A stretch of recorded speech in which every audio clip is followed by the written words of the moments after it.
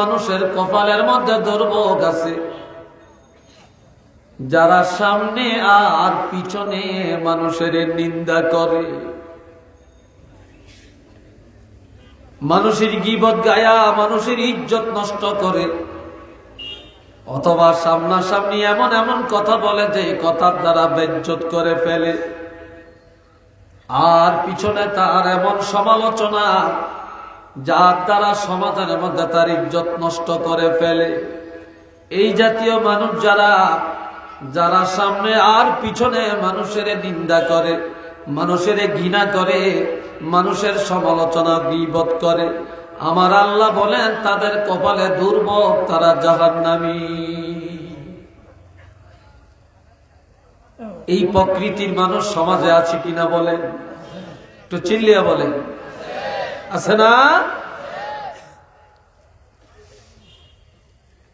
3 নম্বরে ওয়াইলুল লিল মুতাফফিফিন আল্লাযীনা ইযা তালু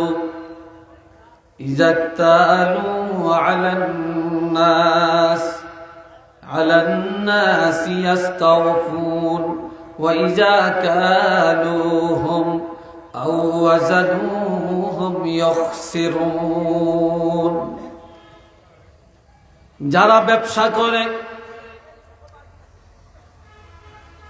আর এই ব্যবসার মধ্যে ওজনের মধ্যে কম বেশি করে, দেওয়ার সময় কম দেয়, লওয়ার সময় বেশি লয়, এই জাতীয় ব্যবসায়ী সমাজে আছে কিনা বলেন, একটু চিল্লিয়া বলেন আছে কিনা? এ বাবাজি আমার, যারা মাপের মধ্যে ওজনে কম বেশি করে, ওজনের মধ্যে চুরি করে, দেওয়ার সময় কম দেয়, লওয়ার সময় বেশি লয়, দেওয়ার সময় খারাপটা দেয়, লওয়ার সময় ভালোটা বেছে বেছে লয়, এই জাতীয় ব্যবসায়ী যারা, আমার আল্লাহ বলেন তাদের কপালে দুর্ভোগ আছে, তাদের এই ব্যবসার উপরে গজব, আর তার এই ব্যবসার দ্বারা, তার এই ব্যবসার মাল তার জন্য, তার সন্তানের জন্য হালাল হবে না। আর এই ব্যবসার সম্পদ বক্ষণ করে যত ইবাদত করবে, কোন ইবাদত আমার আল্লাহ কবুল করবে না। একটু চিল্লিয়া বলেন না নাউযুবিল্লাহ, আর একটু চিল্লিয়া কর নাউযুবিল্লাহ। কিছু কিছু জরিপ কারক আছে, মানুষের জমিন মাপে, বাড়ি মাপে, এই জাতীয় কিছু, যাদেরকে আমাদের চাঁদপুরে বলে আমিন। আপনাদের দেশে কি বলে? হ্যাঁ, যারা জমিন জরিপ করে আমিন বলে না, মরিদ। আমাদের চাঁদপুরে বলে আমিন সাহেব। এ ভাইয়েরা আমার, যারা জমিন মাপেন বেশ ভালো, আপনি একটা ভালো পেশায় আছেন, যদি আপনি সঠিকভাবে ওজন দেন আপনার ঠিকানা বেহেশত। আর যদি মানুষের জমিন মাপতে যায় টাকা খায়া কম বেশি করেন, আপনার ঠিকানা জাহান্নাম। এই জাতীয় আমির সাহেব টাকা খায়া কাউকে ঠগায়, কাউকে জিতায়, এমন আছে কিনা বলেন? আরো জোরে বলেন, আছে কিনা?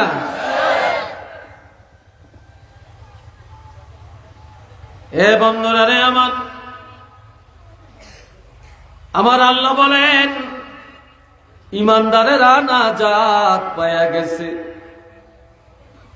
ইমানদারেরা মুক্তি পেয়ে গেছেন। কেন? যে ইমানদারেরা আল্লাহর ভয়ে নামাজ আদায় করে, নেতার ভয়ে নামাজ পড়ে না, পিসাবের ভয়ে নামাজ আদায় করে না, মা বাপের ভয়ে নামাজ পড়ে না, সমাজের ভয়ে নামাজ পড়ে না। ইমানদারেরা যখন নামাজ আদায় করে একমাত্র আমার আল্লাহকে ভয় করে নামাজ আদায় করে।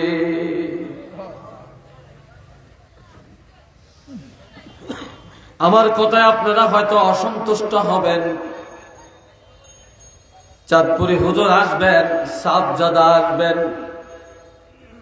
আমরা দলে দলে যাব আর শুনবো।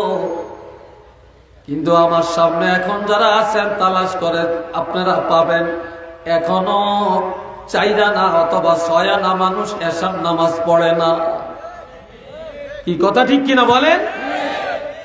নিয়ত করছে বাড়ি যেও পড়বে না।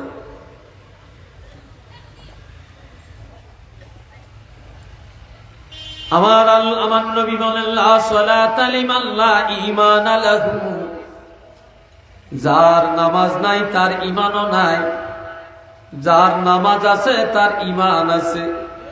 আর এক হাদিসে নবী বলেন নামাজ আর ঈমান এটা 2 জিনিস না, এই 2টা এক জিনিস। নামাজ এই ঈমানের পরিচয়। قال رسول الله صلى الله عليه وسلم من أحسن وضوءهن وصلاهن لوقتهن وأتم ركوعهن وخشوعهن كان له على الله عهد أن يغفر له ومن لم يفعل ذلك فليس له على الله عهد إن شاء غفر له وإن شاء عذبه। আমার নবী ইরশাদ করেন যে লোকটা নামাজের আগে ভালো করে ওযু করল, নির্দিষ্ট সময় নামাজের মধ্যে দাঁড়িয়ে গেল, রুকু সিজদা গুলো সঠিকভাবে আদায় করলো এবং আল্লাহকে ভয় করে ধৈর্যের সাথে নামাজ আদায় করল, এমন নামাজি নামাজ পড়িয়া সালাম ফিরাইতে দেরি হয়, আমার নবী বলেন আল্লাহ ওয়াদা করেছেন এইভাবে যারা নামাজ পড়বে তাদের জীবনের গুনাহগুলি আমার আল্লাহ মাফ করে দিবে।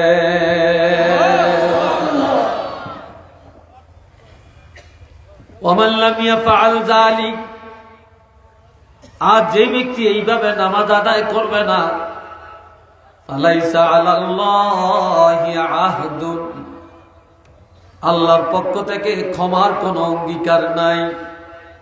ইনশাআ গাফারা লাহু, কোন উসিলায় আমার আল্লাহ ক্ষমা করতেও পারেন, ওয়া ইনশাআ আযাবা, আর ইচ্ছা করলে কঠিন আযাব দিতে পারেন।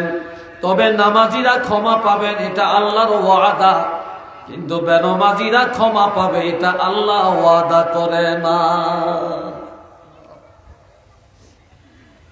ওরে কলিজার টুকরা যুবকেরা, একদিন একটা যুবক ছেলে নবীজির কাছে আসলেন, এসে বলে ইয়া রাসূলুল্লাহ ইন্নী আসাবতু যামবান আযীমা, নবী গো আমি মারাত্মক একটি অপরাধ করেছি, ফাহাল্লি মিন তাওবাতিন, আমার এই গুনাহটা মাফের জন্য কোন তওবা আছে কিনা? তখন নবী বললেন এ যুবক, নামাজের টাইম হয়ে গেল, মুয়াজ্জিন আযান দিল, নবী নামাজের ইমামতি করলেন। নবী বললেন তুমি কি আমাদের সাথে নামাজ আদায় করেছো? বলে হ্যাঁ। আমার নবী বলেন এই নামাজ এমন নামাজ রে যুবক, আমার পিছনে এইভাবে নামাজ আদায় করার কারণে আমি রাসূল তোমাকে জানিয়ে দিতে চাই আল্লাহ পাক তোমার গুনাহ মাফ করে দিয়েছে।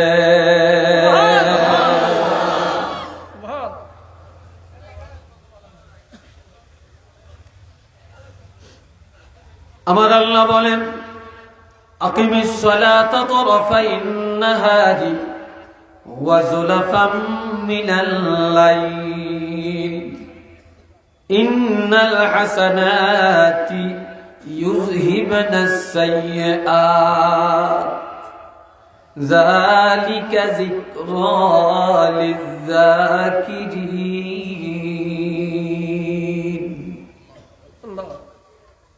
আমার আল্লাহ বলেন দিনের 2 আত্রাফে নামাজ কায়েম করো, দিনের প্রথম অংশে ফজর, দ্বিতীয় অংশে যোহর আর আসর, ওয়া যুলফাম মিনাল লাইল, মাগরিব আর এশা। এই 5 ওয়াক্ত নামাজ কায়েম করো, কেননা ইন্নাল হাসানাত, 5 ওয়াক্ত নামাজের মধ্যে যে নেক আমল হবে, নিশ্চয়ই এই হাসানাত গুলি, নেক আমল গুলি ইউযহিবানা সাইয়্যাত, নামাজের আমলের মধ্যে যত গুনাহ সব গুনাহ দূর করে দিবে।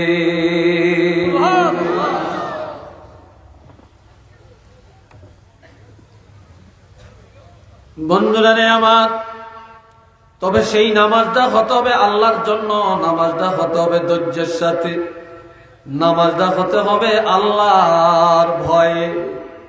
কার ভয়ে? আল্লাহর ভয়ে।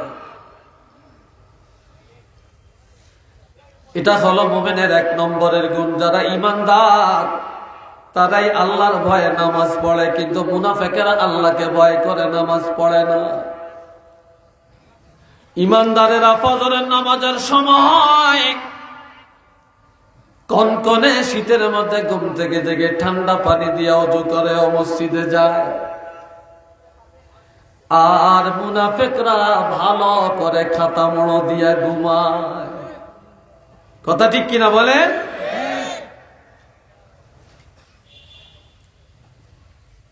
মুমিনের 1 নম্বরের কোয়ালিটি শুনলেন। 2 নম্বরের কোয়ালিটি, ওয়াল্লাযীনা হুম আনিল লাগবি মু'রিদুন।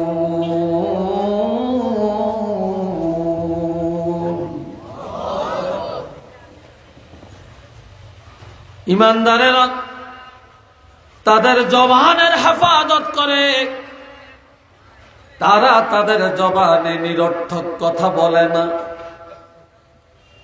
ঈমানদারেরা বেহুদা কথা বলে না। ঈমানদারের মুখ দিয়া কাউকে গালমন্দ করে না। ঈমানদার কারো শিকায়ত করে না, গীবত করে না, বদনাম করে না, ফাহেশা বলে না, হারাম খায় না। ঈমানদারেরা তাদের মুখ দিয়া মিথ্যাচার করে না, ছগলখড়ি করে না, কারো বদনাম রচনা করে না। যারা ঈমানদার তারা তাদের জবানকে বাঁচায়া রাখে। আমার নবী ইরশাদ করেন, ক্বালা রাসূলুল্লাহ সাল্লাল্লাহু আলাইহি ওয়াসাল্লাম, মান ইয়াজমালি মা বাইনা লাহিয়াইহি ওয়া মা বাইনা রিজলাইহি আজমানু লাহুল জান্নাহ। যে নারী পুরুষ তার জবান আর লজ্জাস্থানের গ্যারান্টি আমি রাসূলুল্লাহকে দিতে পারবে, জবান দ্বারা কারো ক্ষতি করবে না, লজ্জাস্থান হারাম কাজে ব্যবহার করবে না, আমি রাসূলের যে এই গ্যারান্টি দিতে পারে, আমি রাসূলুল্লাহ ওই নারী পুরুষের জন্য জান্নাতের গ্যারান্টি দিতে পারি।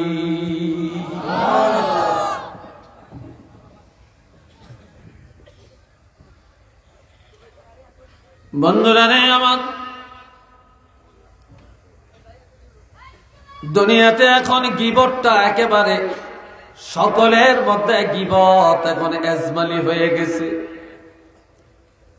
আপনি তওবা করলে উলামায়ে কেরাম এখানে আছেন, অসংখ্য উলামায়ে কেরাম আমাকে পড়াইতে পারবে, এমন আলেমও আছেন। দুনিয়ার যত গুনাহ তওবা করলে আল্লাহ মাফ করবেন, কিন্তু গীবত যারা করে তাকে আল্লাহ মাফ করবে না। যারা মানুষের নিন্দা করে তাকে মাফ করবে না। তওবার দ্বারা গুনাহ মাফ হয়, কিন্তু পরের হক আল্লাহ মাফ করবে না। তওবার দ্বারা গুনাহ মাফ হয়, মা বাপের বেয়াদব সন্তানের আমার আল্লাহ মাফ করবে না। তওবার দ্বারা গুনাহ মাফ হয়, যারা ওজনে কম বেশি করে তাকে আল্লাহ মাফ করবে না। তওবার দ্বারা গুনাহ মাফ হয়, বিবাহের মধ্যে যারা মেয়ের বাপের মাথায় বাড়ি দিয়া 5 লাখ টাকা যৌতুক আদায় করেছেন, হুন্ডা আদায় করেছেন, টয়োটা গাড়ি আদায় করেছেন, পাজেরো গাড়ি আদায় করেছেন, লন্ডনের ভিসা আদায় করেছেন। আল্লাহর কসম করে বললাম ওই ব্যক্তির তওবা কবুল হবে না।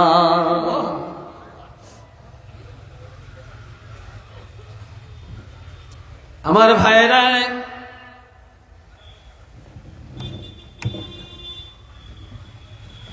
দুনিয়ার জমিনে এখন গীবত আর শিকায়াত এটা একেবারে এহাচারি।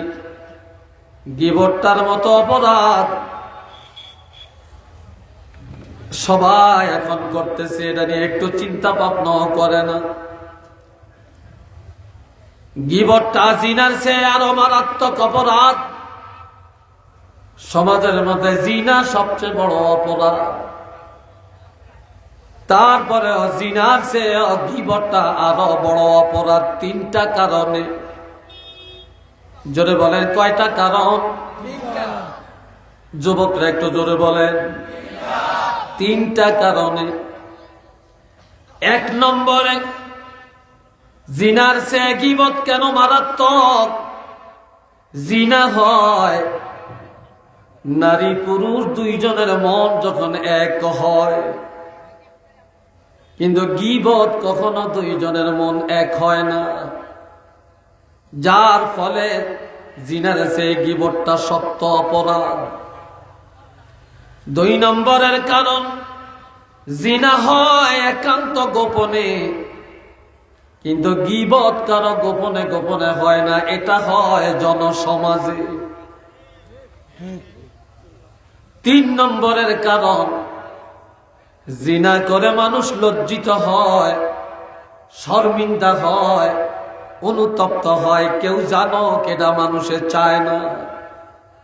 কিন্তু গীবতখোর পরের সমালোচনা করিয়া আনন্দিত হয়, উল্লাসিত হয়, অন্যের গীবত করিয়া নিজের আনন্দিত মনে করে, জনসমাজের মধ্যে গীবতটা প্রচার করে এবং সে বড় উৎফুল্ল হয়, যার কারণে জিনার চেয়ে গীবতটা শক্ত অপরাধ।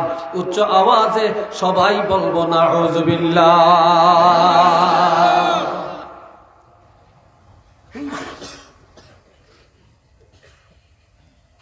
আমার কথা মনে একটু কড়া কড়া হয়ে যেতেছে না?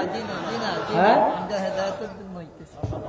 আপনারা ভাবছিলেন চাঁদপুরের হুজুর জানি কত ভালো ওয়াজ করে, কত মিঠা কথা বলে, অন্ধে হুজুরে খুব কড়া কড়া কথা বলতেছে। সবাই মহব্বতে পড়েন আল্লাহুম্মা।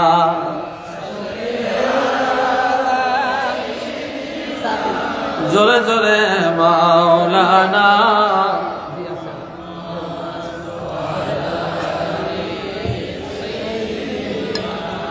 মাওলানা মুহাম্মদ। জোরে জোরে আল্লাহুম্মা।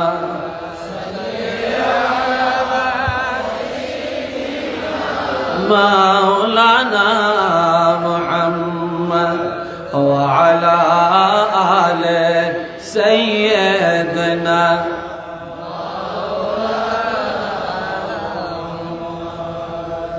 সবাই শুনেন,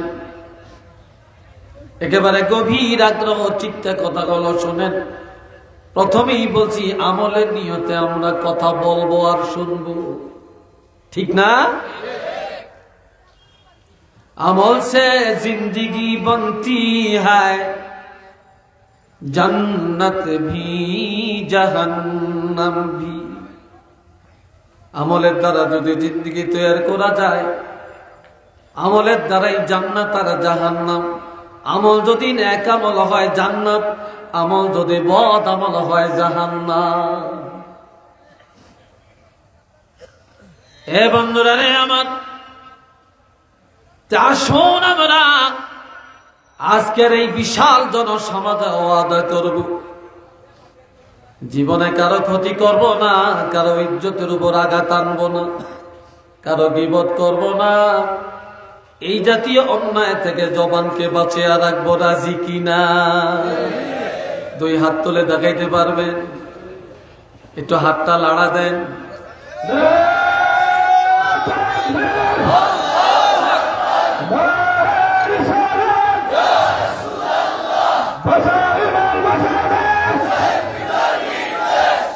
আলহামদুলিল্লাহ, ঈমান বাঁচানোর জন্যই এই আলোচনা, এই কথা।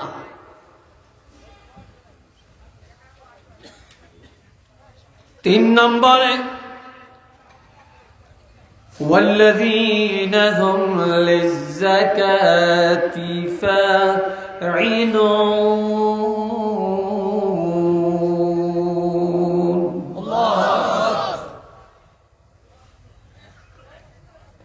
ঈমানদারেরা 1 টাকা পর্যন্ত ফরজ যাকাত গরিবের দ্বার প্রান্তে গিয়া আদায় করে, কিন্তু মুনাফিকেরা ঘরে বসে থাকে। গরিবে যে তেল মাখে, সাহেব ভাই সাহেব যাকাতটা দিবিনি, কবে আসতাম, ঠিক কিনা? গরিবে গিয়া গিয়া ধনীরে তেল মাখে, ধনী 8 তলার উপরে বসে থাকে। তারপরে সাংবাদিক আনে, তারপরে ফটো উঠায় পেপারে দেয়, অমক ধনী লোক ইফতার দিছে, অমক ধনী লোক যাকাত দিতে আছে, যাকাতের জন্য কত নিরীহ মানুষ মারাও যায়, ঠিক না? গত রমজানের আগে চট্টগ্রাম এক ধনীর বাসায় ইফতার আনতে গিয়ে 8 জন মারা গেছে সাথে সাথে। দেখছেন না পেপার পত্রিকায়? 8 জন মারা গেছে। কিন্তু ঈমানদারেরা গরিবের কষ্ট দেয় না। ধনীরা, ধনী যদি ঈমানদার হয়, তার যাকাতের টাকাগুলো আলাদা করে গরিবের কাছে যায়া, বিধবার কাছে যায়া, এতিমখানায় যায়া, মাদ্রাসায় যায়া, অসহায় মিসকিনের কাছে যায়া যায়া গরিবের দ্বার প্রান্তে গিয়া যাকাত আদায় করে, ফরজ আদায় করে। কেননা এটা ধনীর জন্য ফরজ, ধনীর ফরজ ধনী গিয়া আদায় করবে, কিন্তু গরিবে তেল মাখবে কেন?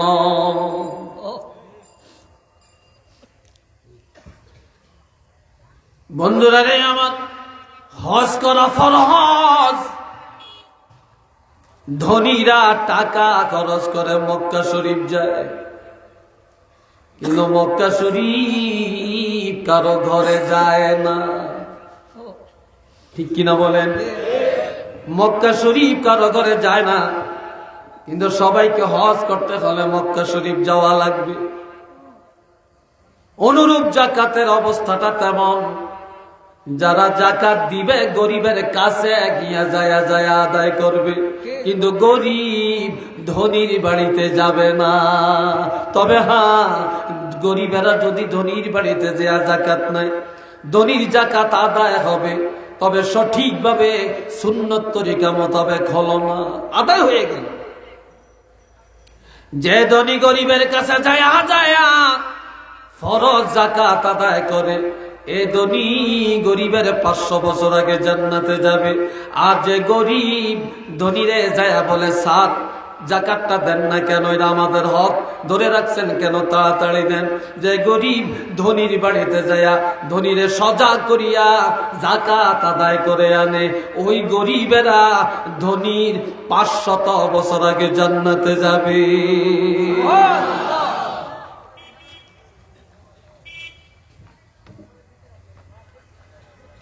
বন্ধুরা রে আমার, এই জন্য আমার আল্লাহ বলেন ঈমানদারের কোয়ালিটি, ওয়াল্লাযীনা হুম লিয-যাকাতি ফাঈলুন।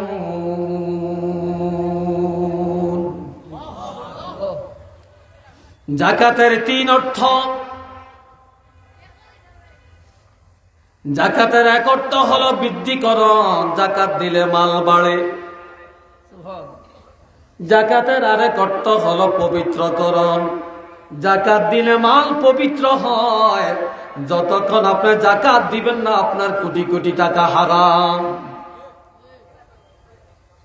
যাকাতের টাকা যখন আপনি আলাদা করলেন, তখন আপনার বাকি মাল হালাল। আর জাকাতের একটা টাকা যখন আপনার কোটি কোটি টাকার সাথে মিলে থাকবে, সব টাকা হারাম হয়ে যাবে। আর এটা খাইবেন আপনি নাপাক, আপনার কোনো ইবাদত কবুল হবে না। এমন কি আমার আল্লাহর দরবারে আপনার ঠিকানাটা হবে জাহান্নাম। একটু চিল্লে বলেন না নাউযুবিল্লাহ।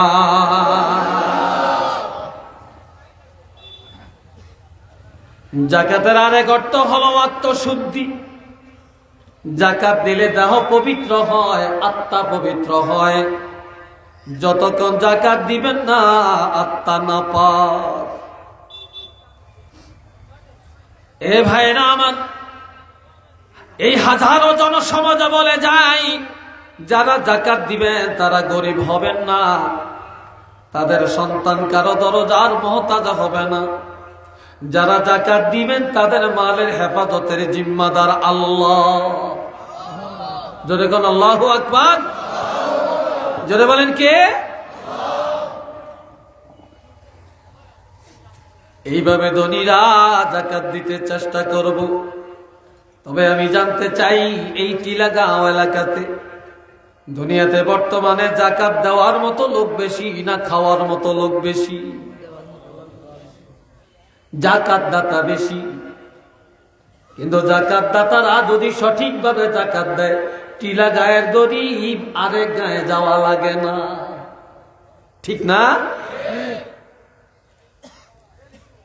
আমরা মনে করি কয়েক লক্ষ টাকা থাকলে জাকাতের হকদার হয় না।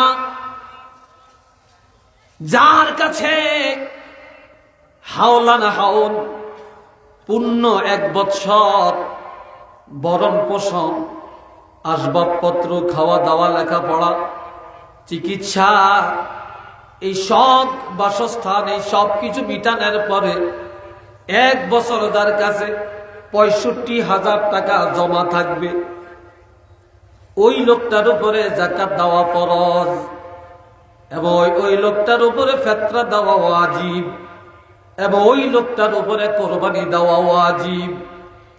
বলে 65,000 টাকা কিভাবে? যার কাছে 200 দিরহাম, 200 দিরহাম রূপা হলো 52.5 তোলা রূপা। আর এই 52.5 তোলা রূপার দাম বর্তমান বাজারে 65,000 টাকা। 65,000 টাকা না, 65 লাখ টাকার মালিক এখন জাকাত দিতে চায়। কি কথা ঠিক না?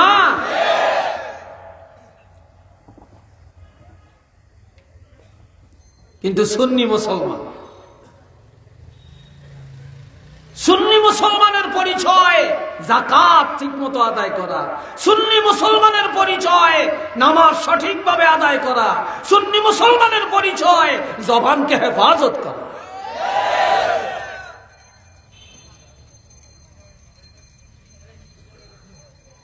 আল্লামা সাহেব কেবলা ফুলতুনি রহমতুল্লাহ আলাইহি, আল্লাহ পাক ওনাকে জান্নাতের উচ্চ মর্যাদা দান করুন, আমিন। তিনি গোয়ালাবাজার গ্রাম শাহজালাল কামিল মাদ্রাসা, তখন ছিল ফাজিল মাদ্রাসা, এখন কামিল মাদ্রাসা হয়েছে। ওই কামিল মাদ্রাসার সামনে আজ থেকে প্রায় 20, 22 বা 23 বছর আগে তিনি ওয়াজ করছেন। আমি সেই ওয়াজে ছিলাম।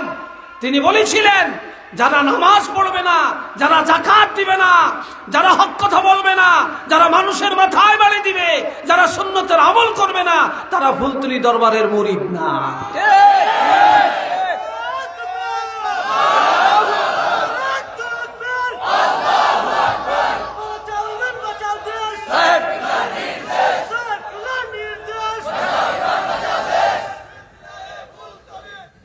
মাশাআল্লাহ, সবাই বলেন সাল্লাল্লাহু আলা মুহাম্মদ।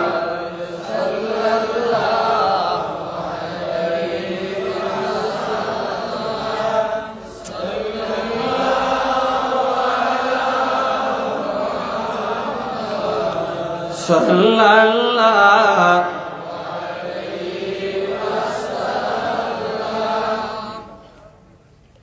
সবাই বলেন আলহামদুলিল্লাহ। কষ্ট হয় আপনাদের না? বিরক্ত লাগছে? ওয়াজ চলবে তো? রাজি আছেন? রাজি নাই কি হাত তোলেন? একজন, দুইজন, আর আছেন? তিনজন, আর আছেন? বুঝতে পারেন না, না? যাক, বেখেয়ালি উঠিয়ে লিখছে। আল্লাহ বুঝদান করুক। সবাই বলেন আমিন। ভালো লাগছে আপনাদের তাওয়াজ্জু দেখে, আল্লাহ কবুল করেন। সবাই বলেন আমিন। মানুষের দৌলতের মধ্যে, সম্পদের মধ্যে সবচেয়ে বড় সম্পদ হলো ইমানের সম্পদ, ঠিক না? ইমানের সম্পদ ঠিক, সব ঠিক। ইমান ঠিক নাই, কিছুই ঠিক নেই। আমার ভাইরা, এখন আসেন আমরা এইভাবে হিসাব করে করে বছরে একবার যাকাত দিতে রাজি আছি কিনা? চিল্লিয়া বলেন। যাকাতের জন্য প্রথম শর্তটা কি জানেন? যাকাত, যার উপর যাকাত ফরজ হইছে, তার প্রথম দায়িত্বটা কি? যার উপর যাকাত ফরজ হইছে তার প্রথম দায়িত্ব হলো দিন তারিখ নির্ধারণ করা। কারণ যাকাত দিতে হবে 1 বছর পূর্ণ হইলে। শুধু রমজান মাসে যাকাত দিবেন তা না, আপনি এই মার্চ মাসেও যাকাত দিতে পারেন, যে কোনো মাসে যাকাত দিতে পারেন। তবে আপনি যদি মার্চ মাসের আজকে হলো 12 তারিখ, আপনি যদি এই 12 তারিখ নির্ধারণ করেন, তাহলে আগামী বছরও এই 12 তারিখে যাকাত দিবেন। কথা বুঝে আসছে কিনা? তাইলে যাকাত, ধনীরা যাকাত দেওয়ার জন্য শর্ত হলো প্রথমে দিন তারিখ নির্ধারণ করতে হবে। মনে থাকবে তো শর্তটা? 4 নম্বর, ওয়াল্লাযীনা হুম লিফুরুজিহিম হাফিজুন।